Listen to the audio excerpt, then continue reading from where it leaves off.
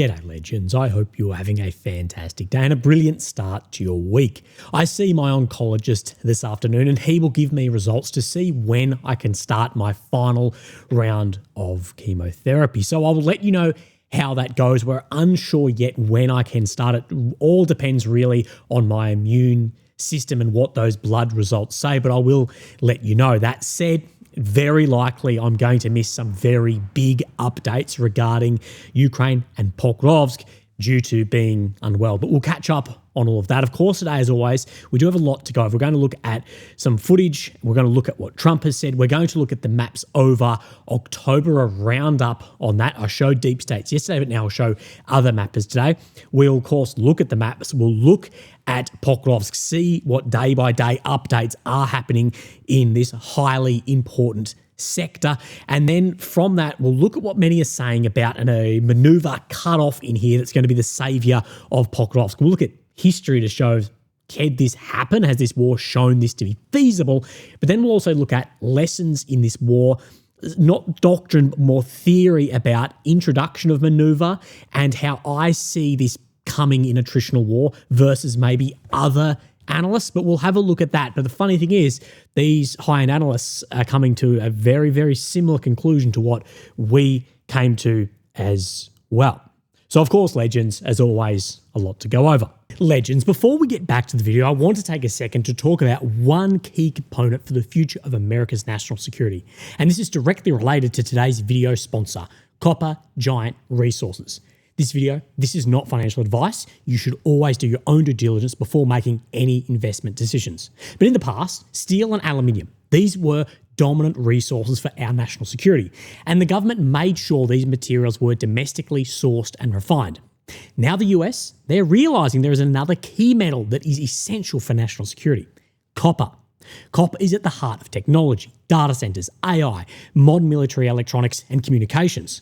And over the past years, China has been building a dominant foothold in precious metals production and refining, specifically in copper. This year, China's share of global refined copper production will hit 57%. And this is a problem, and the US is starting to realize how big of a problem and threat this could be. Recently, Trump announced a 50% copper import tariff, with hopes to bring refining back into the US. He then tweeted this, and it's clear copper is essential for national security and AI infrastructure. And these are absolutely essential priorities for the current administration. We could be witnessing the start of a massive copper boom, similar to what happened with steel and aluminium.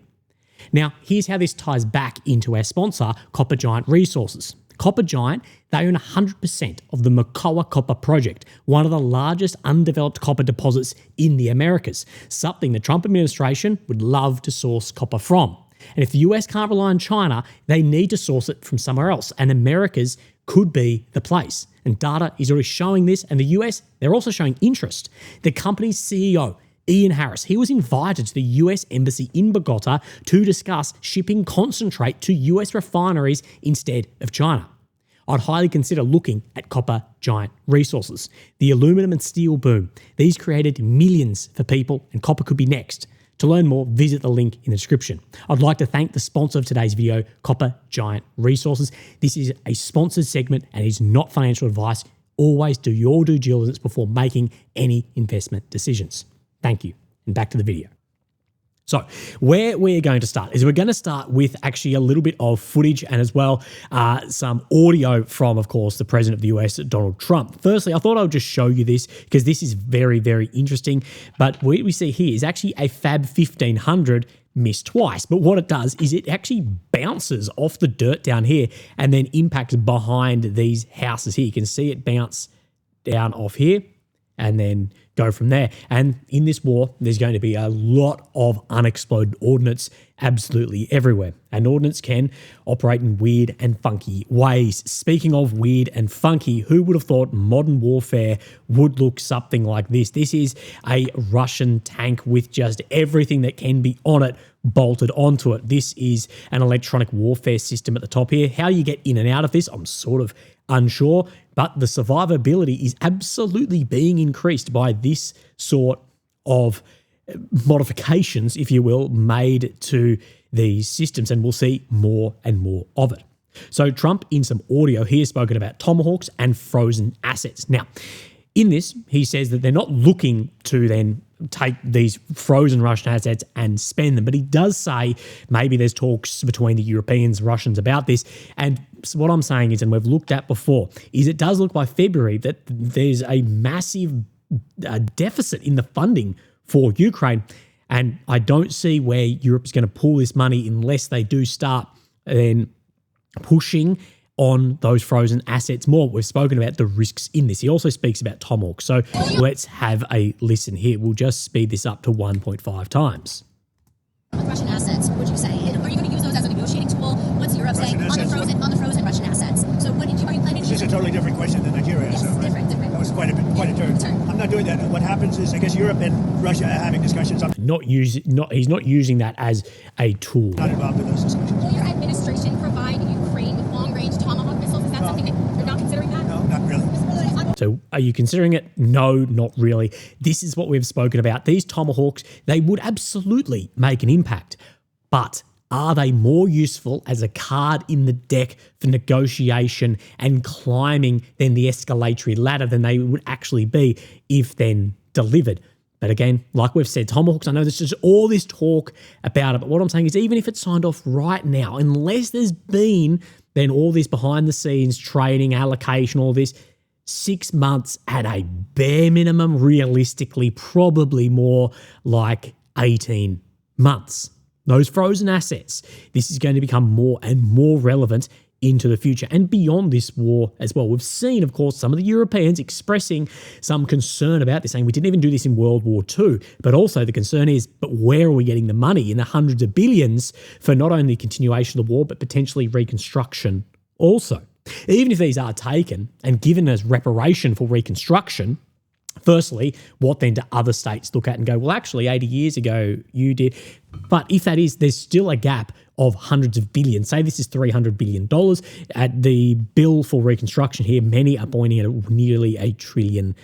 So financially, there's going to be a lot of talk in the coming months. Let's have a look at the map. So, of course, here is Ukraine in the center of your screen, the capital of Kyiv. The red areas occupied since 22, the purple since 2014. Now, of course, we see movement on these maps indicated by the red and the blue check. But we have seen that there are some large gulfs between where some of the mappers give their kilometre squares at the end of the month. Sometimes they're close, sometimes they're very far apart. What I've been saying over the past couple of weeks is Deep State is serving us a very healthy dose of grey zone. But we do need to talk about this grey zone to do with some tactics a little bit later on. So let's have a look at this, 24-25. Now, as you know, I'm not a big fan of this to decide then where the war is going, because in an attritional war like this, ground made is, of course, on operations, but it can also be a byproduct of attrition also, and you could absolutely be conducting elastic defense, losing ground whilst winning the war.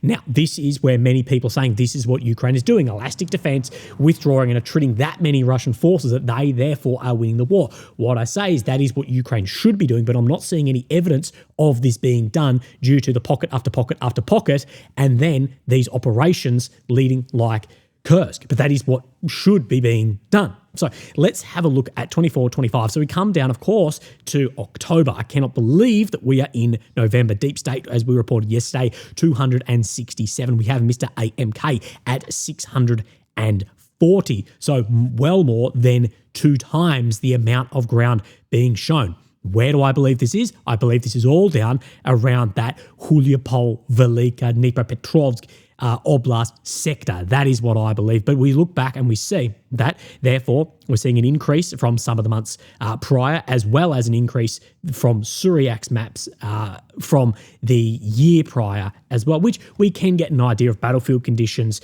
and momentum from this as well. It is not useless. That's why we take it. But you can't then just base your entire analysis on this either. If we could get this with figures of manpower versus recruiting, then would get a much better idea. But of course, if you're listening to numbers around losses on the battlefield here, you're probably on the wrong channel, because we are throwing out all of that into just the informational sphere of there's been a zillion of these whoever die here and this many F-16s and this many Su-34s and whatever. I did miss another Su-35 did roll off United Aircraft Company's manufacturing yesterday. Blackbird Group, of course, Mr. John Helen, he's part of this. Over October, he is giving 468 kilometre squares. So he is in between where Deep State AMK is sitting. I'll get Suryaks likely tonight. It means the Russian pace of advance is once again increased after a short trend of diminishing gains in August and September. So you can see by the graph here that it is back increasing. He says much of the Russian advance took place in the south of Pokrovskoy-Huliopol front, where the Russians occupied over 200 kilometre squares of Ukrainian territory. And this is where I think there is this gulf, this difference between where the Deep State, the AMK, the Suryak, the Blackbird groups figures will be.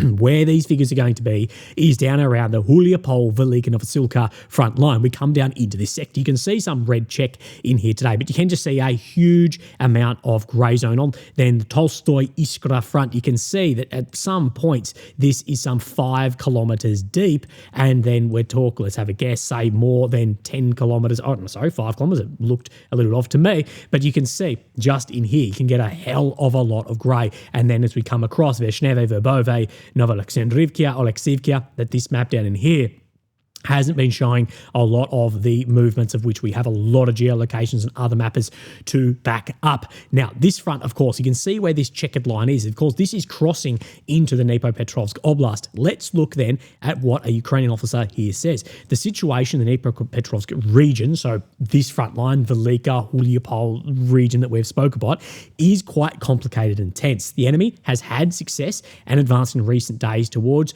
Pokrovskoy. I believe that is what he's meant. So in this direction, Pokrovskoy right here.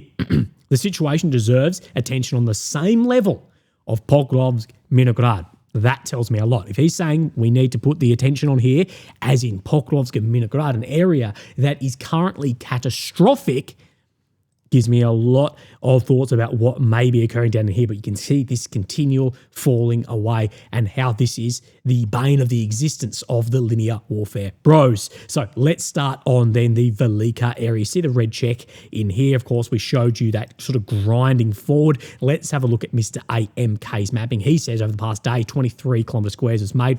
You see movement into Novoalexandrivka and Danilivka as well. So much further out into Danilivka and Novoalexandrivka. Of course, this is where a lot of these mappers are getting vastly different amount of numbers at the end. And they're Pokrovskoy direction, entering and capturing Yarivkia. Russian forces consolidated part of the village, capturing some of the tree lines, the heights, and significant DRG operations pulling forward, as, of course, in Yarivkia, as we have seen previously. But then this is leveraging, as we'll talk about in later on the tactics, to then turn that into gains forward, to hold, to retreat, to maneuver forward. Let's look at then down in the Huliopol sector. We have seen this then moving forwards and forwards as well. We see Huliopol front. The north, Russians have advanced northwest in Novomykolaiv and eastern part of Uskbanivka. In the south, they're going downhill then towards the reservoirs as well. So it's easier just to actually have a look on this in here. So we have this Novus Pesnevsky down in here. You can see this is right here. So he's talking this sector in here, filling in said reservoir right there. Uspinivkia front as well, and the further movement being made in this direction coming underneath Pavlivkia also. Of course, I showed you yesterday where that FAB might have been a 3,000 dropped in this sector, and it gives you a good idea of how this can just grind and move forward, the nature of warfare that we are currently seeing. So let's talk about Pokrovsk before we look then further at what is being suggested, the maneuver and the lessons, the theory around this also. Now, there are 2 map updates today, but to my eyes, the one previous to this, it's just a map correction unless I'm seeing something up in here. This was already shown as red, so I don't really understand that. But let's move on to today's map, and you see more red check in and around Pokrovsk. Of course, you're seeing many Ukrainian accounts, or also then Ukrainian officers and soldiers in here suggesting, quote, the area that is shown as grey on this map should be shown as red. Okay, let's look at then Mr. AMK and his map of Pokrovsk today. So what we see is movement made in the direction of Hreshne. Of course, we've spoken about this, the grey zone heading in this direction. Of course, more exploitation through the centre of Pokrovsk in the direction of Rivne as well, and actually some ground made in Sukriya and to the north of Minograd or area too. As well, what we've spoken about, and we went over this yesterday, not allowing forces to disengage anywhere, to squeeze then at the top. So you don't allow a disengagement along this line down here, so you can squeeze where this road is coming and the remaining way out of here. Also, some Ukrainian ground made in Rodyanske. Again, keep that in mind for when we talk about what is being heralded as what is going to save this sector in here. It's not going to be two choppers that we instantly spotted. But on this front, he's saying most of Pokrovsk is now under Russian control. And this whole area, there is fighting everywhere in here. West of Pokrovsk, full control over the railway near Udashne sector. So this railway down here. Now, again, the railway offers a non-military level of cover and concealment, often called like a natural barrier. It's not natural, but it wasn't made specifically for military purpose. Somewhat, actually, at least the Soviets when they built this. You get the idea, though, of what I'm meaning. It's not a trench system as well. In northern Pokrovsk, advanced to the north, northernmost residential areas, consolidated there, northeast, the high-rise district. So this is important, northeast, high-rise district right in here. Keep that in mind as well. Keep this in mind up here. In the east, complete capture of Herovka and Ri. South of Minograd, that Sukriya bottom pocket area. So we're talking then then the Sukriya area and this movement around here. And then northern Minograd moving into the northern residential areas. North of Pokrovsk, the last 5 days, Ukrainian forces infiltrated then Rodyanske. So what we need to speak about, I spoke about these high-rise areas out to the north in here. This is very important. And we go to Mr. John Helen. While the roads into Pokrovsk-Minograd agglomeration are already under constant drone observation, much of the remaining Ukrainian access to the extreme ends of the salient is likely hinging on the control of the high-rises in the north east of Pokrovsk. So these high rises in the orange, which AMK and then Suryak as well in his previous updates are saying have come under at least some level of control of the Russian forces. He's saying that a lot of this is hinging on here getting then the remainder of the forces either Minograd or down to the south actually being able to be out of here. So, of course, shown by the orange here. Shown in purple here is down from Rodyanske, the very infamous intersection that we have spoken about a few weeks ago. Russian control of this area, that orange, would basically force any Ukrainian forces to enter or leave through a very narrow choke point of tree lines. So if they control in here, we've seen what happened here. You're going to have to exit or enter through these tree lines here of about 2.5 kilometres, but it's likely going to be less than that, already under total drone surveillance. This is a challenging task. Marked in purple is the crossroad where a dozen Ukrainian vehicles were filmed in early October. So right in here, of course, this road for a number of months has been reported as having a 50% survival rate. Now it's going to be significantly less than that as it's moved forward. And as we've seen now, drone operators, Russian drone operators in Pokrovsk itself, if they can and may have by the mappers, have then these high-rise blocks in here, how this can deteriorate much more quickly than it is. And of course, then leverage that attrition phase of all the way to Krasnaya, Minograd, the cutoff in there. Holding this area, as well as pushing the Russians back around Rodyanske and Chernihiv is essential for both reinforced and salient or an organised withdrawal from it. So to push back around Rodyanske and hold this area, that this is essential to allow either a reinforcement or a withdrawal. Of course, you don't want to have your enemy have an organised withdrawal. This is why you don't want to disengage with the force. You want to turn withdrawal to retreat to rout. And then, of course, exploit that in attrition. In a less surprising move, the Russians are already shifting their focus towards this area. So, of course, the recognition of this, therefore, just push this. Much of Pokrovsk remains hard to assess grey zone with Ukrainian and Russian positions are intermingling. However, the current pace and depth of Russian infiltrations, the Ukrainians don't have much time to deliberate on how to solve the situation in the salient. So a decision really needs to be made. In my decision, it's too late to make these decisions. that there needs to be more focus on what can actually be done to save the remaining forces in these sectors to fight another day. Again, we will see. So let's have a look at this. That is the remainder of the maps, at least from my eyes today. Let's have a look at this. Now, what you'll find is a number of pro-Ukrainian accounts, those that like to draw very big arrows on maps of what is going to happen. Now, they suggest that the recent success that Ukraine has had around Rodyansk, but also around Novoshakovka, the northern sector of Pokrovsk, that what this is going to do is it's going to lead to a vast dislocation of Russian forces right down from Popov Yar to Minograd, basically, and thus this will then unblock Pokrovsk. So what you'll see time and time again being told to the saviour of Pokrovsk, the trap that the Russians have fallen into, okay, the trap the Russians are in, forget this pocket, the trap the Russians are in is due to the advancements of Ukraine around some of these sectors that we have seen, and we have seen successes in here, that this is going to lead to a cutoff in here, push down, and then therefore will unblock all of this sector, okay? I don't agree with that assessment at all, but it's what a lot of people getting thousands and thousands of likes and millions of impressions are suggesting. Now, what I'll say is theoretically, sure. But when in the past 3 years have we seen an example of a maneuver action of this scale be successful? Again, if you're not looking rearwards, you're making shit up into the future. You are fabricating this. We haven't seen a maneuver of this scale in an area like this with the fortifications, with the amount of troops, have success. And also, in theory, maybe, but I find it highly unlikely, and in my opinion has used a form of propaganda or cope or whatever you'd like to call it for a sector that has deteriorated to a catastrophic level while they've ignored it.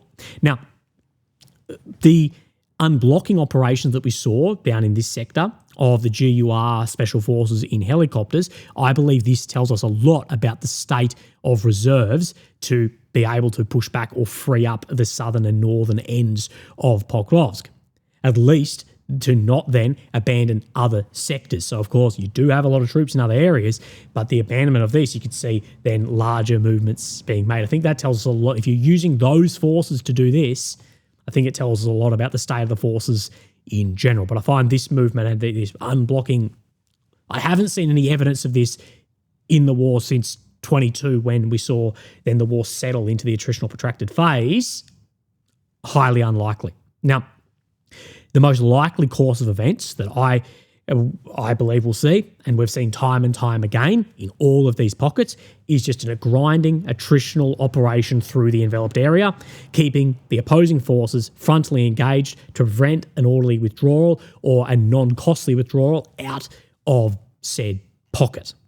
Okay, that is what I believe we'll see.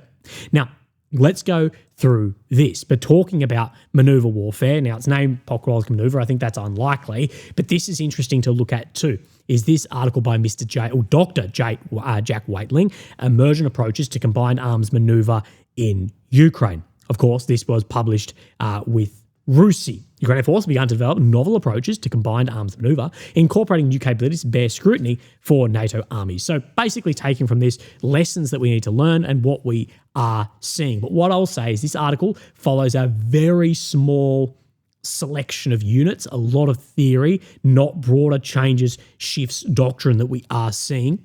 But it is written also to offer some advice to Ukraine, to the training, to international partners on their approach and style of war. But he does break this down into what he's saying we're seeing in a grey zone. And he talks about, instead of like this really defined front line, of like this trench, we're seeing a broadening of a grey zone porosity war sector, if you will, rather than defined ground. We hear a lot of talk about this. Velika is a good example of this. I'm not saying the deep state's right, but I'm saying that they are correct in having a large amount of grey zone. And more maps should, I think, in Velika, Mariupol, have a larger amount of grey zone. But he breaks it down into 7 stages. Now, these 7 stages sound very familiar to Willie's paint by numbers that we have seen. Again, click on my profile. You'll see us talk about the tactic being used. So survey, small teams, drones, DRGs, drone units to look for enemy systems, signal intelligence, routes, weak points to get in, like we saw the surveying of the southern sector of Pokrovsk through Zvove to be able to get in. So survey the area. You then isolate, so choke points so you can't rotate or resupply easily, or you'll then increase the cost of doing so, or hold, as we talk about a lot. Degrade, strike their artillery, ammo support nodes, blunt their fires before you close. So that hold, destroy, exploit, you'll hear me talk about a lot. Fix, pin them in place with ISR, drones, harassment fire so they can't maneuver. So pin in place, so fix them in place, therefore deliver. And this is what we've seen, is FPV drones, Mavics, whatever you want to talk about, these can't destroy fortified positions. But what we've seen the Russians do in an area like Pokrovsk or whatever, people called this the triple choke or whatever it was at the time, was that these drones would just have persistent ISR or striking, get a position, and then heavy artillery, whether it be from a FAB to a barrel artillery, would then destroy the position, suppress, you hit the communication sensors, guns, VW, artillery before you move in. You close and destroy, commit combined armour infantry, so then you actually have the attack and clearing operations, and then consolidate in the area. Now, this is basically exactly what you and I have spoken about, of what the Russians have done again and again and again in different areas. But of course, he's talking from the Ukrainian perspective of doing this also. I'll have a critique on that too, because I think if you want to be then assessing offensive operations at this point in time, what you need to do is you need to assess who's on the offensive and who is then making ground. Let's go through this. Emergent approaches to the combined arms maneuver. Now, this paper is not specifically, again, about now how Ukrainians fight, but it's about how few of their best units are adapting while the rest are actually lagging behind. He does speak about large differences in the training in forces. And these are very isolated examples. It's not a revolution of doctrine and military training. It's survival-based innovation, not doctrinal mastery. And combined arms under surveillance is a different beast. And exactly that we have this idea of movement here, but everything is going to be seen. And a great quote out of this is the ubiquity, or the present or appearing, so it's there, the ubiquity of precision fires at all echelons makes concentrated forces vulnerable to rapid attrition. So just being able to actually get a large amount of forces in an area, it's going to be seen, can be destroyed. Now, that this isn't scalable, that Ukraine can't roll out these methods army-wide without massive training, fixing manpower problems, and having reliable logistics, all of which he mentions in this. They have a huge shortage on. He does a great write-up in this as well. We won't go through it about infantry. NATO, he says they should read this of not how to fight like Ukraine, but what modern warfare actually punishes, what it actually looks like, what you can't just rely on, that it punishes logistics gaps, bad communication, poor coordination. And these are what we've spoken about, is drones have not changed the basics of warfare. What it has shown us is those basics are now more important than ever, from lines of communication to coordination to all of this, that it's actually just reinforced the overall importance of this, just like technology on the battlefield has reinforced all of the basics of warfare, from cover to concealment to movement to all of this too. And that it's an evolution rather than a revolution. Now, introduction.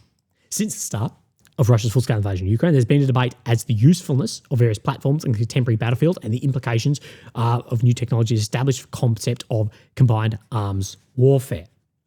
The NATO forces, they're preparing their first echelon to fight a reclamation battle against Russia in 28. They should adopt practices of Ukrainian units that are optimizing their third or fourth echelon to attrit Russian forces as part of an air defense in 25. So if you're looking to do this, that the lessons learned are going to have to be not exactly how it's being done, but what is being punished, as we said. This paper presents the conclusions of forces in Ukraine are developing and experimenting with approaches to conducting combined arms maneuver under the modern conditions. It's not an attempt to describe how most units are operating, but highlighting the pressures, so the challenges that they are being faced.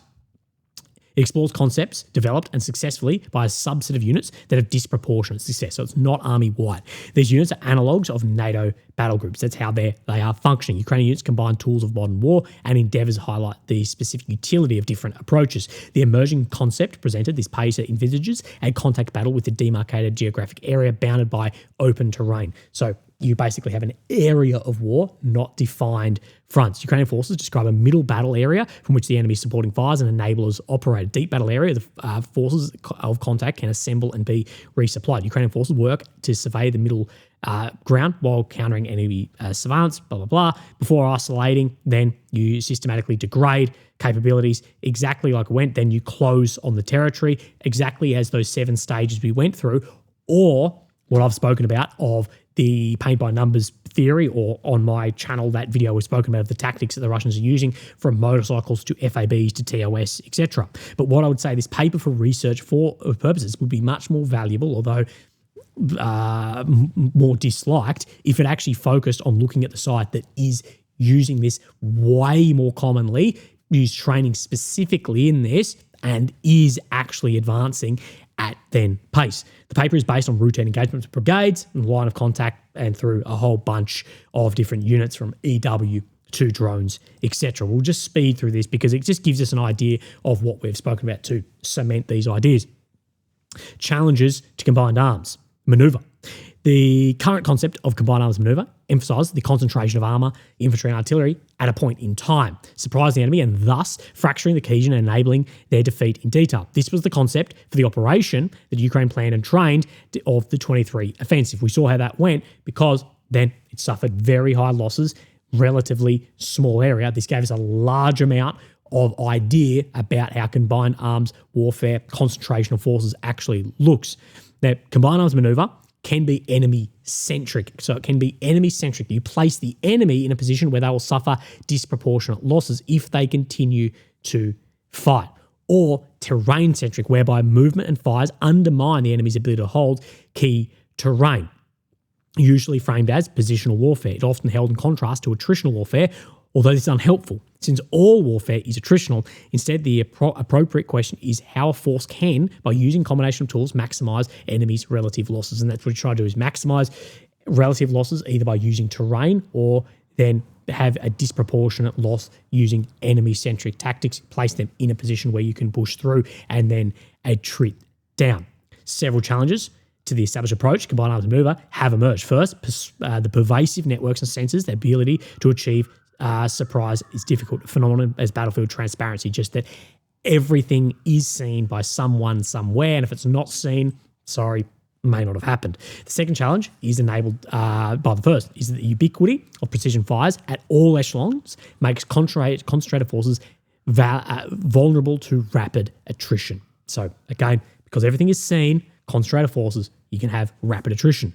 Moreover, because complex weapons enable combatants to engage moving targets at range, a force that begins with the combined arms rapidly loses critical elements of the combination because the enemy can target individual elements over a significant distance. So the problems in getting this forward. For example, engineering equipment, which is critical to breaching risks being damaged or destroyed before it even approaches the line of contact. And how many times have we seen tanks with the engineering scoops on the front of them destroyed before even actually reaching the line and having that rapid attrition that it speaks of? In addition, because of non-line of sight weapons, so of course you can't see it, things like artillery are then present on the battlefield or ubiquitous. Concentrated forces in one sector does not necessarily prevent troops from adjoining sectors. Concentrated force may engage and isolate the enemy, but instead meets an enemy which can match the concentration of force with the concentration of effect. So instead of matching concentration, you can have the effect on that line of sight then further away. The combination of first challenges means the force, once committed, will remain in contact throughout operational depth. So by, of course, it's being seen, concentration of forces throughout the maneuver that you have depth position, you will remain in contact. You will remain then in fighting. And then the close fight necessarily involves a higher rate of material consumption, and maintaining progress depends on resupply. For the defender, it's often easier to target resupplying elements, so defenders systematically target ground lines of communication. So basically, the amount of equipment and resource you're going to be using pulling through, you're going to have a very high rate of consumption of even down to just fuel. But of course, in attrition too. The result is maneuver forces outstrip the rate of which they can be resupplied and therefore lose momentum.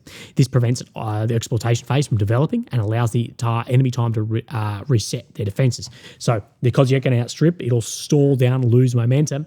Therefore, it prevents your actual exploitation phase. We've spoken about this. If you do push 15Ks in, how then are you going to further resupply that and actually be able to have a level of exploitation without then the reset and then attrition? The impact of dynamics is visible in August 25 and how Russia and Ukraine are conducting operations along much of the front. Russian forces are increasing the UAVs to systematically identify then electronic warfare positions, radar, command, blah, blah, blah. And this is one of the biggest things we've seen Rubicon doing is they're not targeting frontline elements anymore. They're targeting much more important command areas, electronic warfare, UAV pilots, even getting in gunfights now, not just from drones, but then DRGs targeting that. We spoke about that yesterday. Huge problem. Russian forces therefore deliberately target these with fires, integrating strikes with artillery or multiple launch rocket systems. So we've seen that combination used. Targeting of Ukrainian UAV enterprise aims to push Ukrainian UAV operators further from the forward line or the flot of troops. Thing is, it's actually twofold. It can actually be either then further forward or further back, and to reduce their range and effectiveness. Russian EW and air defense units, meanwhile, work both to destroy Ukrainian intelligence, surveillance, reconnaissance capabilities and protect the force from attack so that Russian supplies and personnel can be moved forward. So pushing these back, trying to get them out of these sectors by targeting, therefore increase your logistical line. So if you can push the Ukrainian UAV operators out of these areas, by either targeting through Rubicon, drones, or DRGs, you can push them out. Your lines of then coordination down here may be improved. Now, this is where I think some of this is not super on par. Use of Ukraine's UAVs or drones have been effective, absolutely. However, Ukrainian forces have lent on the advantages of UAVs to compensate the growing shortage of military. And problematically, the shortfalls in Ukrainian recruitment have left its defense weakened, thereby enabled Russia's infiltration tactics, as we have seen with the DRGs. Absolutely. Ukraine has narrowed the tools for which it operates. The operational problem for the Russians has been simplified. So as there's more holes, it becomes more simplified. Russia has responded to Ukraine's adaptations by mirroring Ukrainian UAV tactics. That I disagree with. If we're talking 22, 23, yes, I would agree. I think now what we are seeing is we're seeing Ukraine mirror more Russian tactics on the front line than Russia mirror Ukraine's, especially around drones, especially around some of the smaller light infantry movements as well. That's my take on this, and I see many other people have had the same observation. Ukraine has been aided by the fact that its onus is on Russian forces to overcome the wall of drones because Russia is on the offensive. So yes, that because they're pushing forward, they have to overcome this. Fortunately for Ukraine, Russia has not remedied the decline in its force quality. I disagree with that as well. I agree that you pushing forward, that's what you have to overcome that. That's the offensive force. But I think that the Russian, the quality of individual that we're seeing, tactics be able to reach from a theoretical phase to on the front line adaptation and the ability to get weapon systems that were copied, analog or whatever onto the front line is significantly better than it was in 22. And this is actually unsurprising if you know about Soviet doctrine and the replacement of forces and being able to absorb loss too. You'll actually understand how that works too, that it can get better over time, even with high attrition. But again, I say this again and again, would you rather right now step into war at 22 Russia or 25 Russia? That answers, I think, a lot of that. Despite having the resources to do so, there's therefore not taking advantage of the increasing brittleness of Ukraine's defense.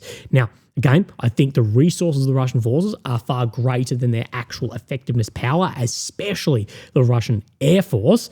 But they're taking advantage of this. This is where I disagree with this. Now, unable, yes, to take advantage of this, but I think that this is a level of patience also. What I think in this is the Russian senior command has an earlier recognition of attrition here and absorption of loss, because of course losses are very, very high. But it's recognition that maneuver will not develop. You're not going to introduce maneuver through training or doctrine. Maneuver will emerge from attrition. So you're not bringing it into the battlefield. The battlefield allows it to come forward. You don't introduce it, it's handed to you. So through the attrition of other forces and gaps in defense, therefore maneuver becomes available, that you're not going to out-doctrine these fortified lines. That's my take on this whole thing. If we see maneuver enter, it's not because of some 4D chess game, fucking whatever. If we see Ukrainians or Russians have maneuver warfare elements on the battlefield, it tells me more about the opposing side's status in the battlefield than it does about your doctrine. In summary, Russia has largely failed to develop a concept of combined arms and move to overcome the tactical problems it faces, despite having the resources to do so. Ukraine has struggled to marshal the resources needed to buy time and space to experiment. Of course, elastic defence would have, that's been what is promised is being done. I'm not seeing evidence of that being done. And we do see the Russians that they are developing fairly quickly, yet will we see this? Well, as I said before, it's going to be more about the status of your opposing side rather than status of your manoeuvre elements. Be very interesting to see further down the line if and when this does, what it then looks like. Because what we do know is that Russia is using fuck all tanks really, but is pumping out armoured vehicles and tanks massively. Of course, we'll see NATO say this is for invading bloody Western Europe. Could it be for if we do see the forces degrade to the point of manoeuvre becomes available rather than developing then just the doctrine to be able to outmaneuver drones and fortifications, because that doesn't exist. As you know, I lean more on attritional warfare is more dependent on your enemy than your own, if that makes sense. The manoeuvre is through attrition of your enemy. The ground is made through attrition of your enemy rather than moving forward. And this is what I talk about. You could be losing kilometre squares, but still actually winning war. Anyway, legends, have a fantastic day. I desperately actually need to leave to go to the doctor. I'll speak to you tomorrow. Thank you. Bye-bye.